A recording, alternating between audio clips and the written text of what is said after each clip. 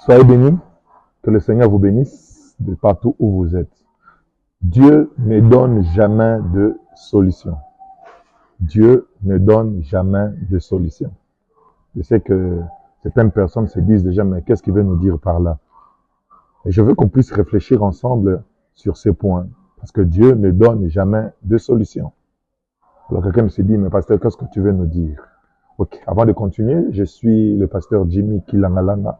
J'aime créer des contenus autour de la parole de Dieu dans le but de nous amener à réfléchir et à méditer sur la parole de Dieu.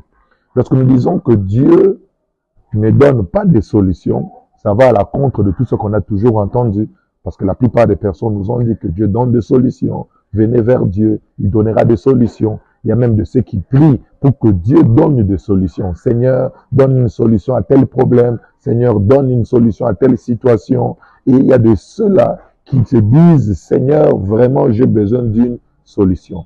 Or, nous devons savoir que Dieu n'a jamais donné de solution. Depuis la création jusqu'à ce jour, Dieu n'a jamais donné de solution. Quelqu'un me dit, mais pasteur, explique-nous clairement. Quand nous lisons la Bible dans Jérémie, chapitre 33, le verset 3, la Bible dit, invoque-moi et je te répondrai.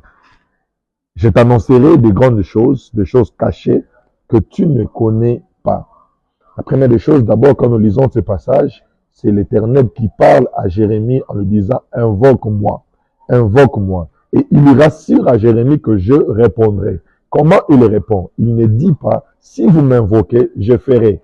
Il ne dit pas que ma réponse, c'est faire. Parce que quand il dit, invoque-moi, je répondrai, une réponse peut être verbale, une réponse peut être aussi une action. Mais ici, il dit, je répondrai. Mais il ne se limite pas seulement à dire, je répondrai, mais il va expliquer de quelle manière il répond. Il dit que je répondrai en t'annonçant. C'est-à-dire, il vient répondre en te disant, en t'informant des choses qui seront cachées. Nous comprenons ensemble, quand tu pries et que quand tu invoques Dieu, Dieu n'agit pas, mais Dieu répond.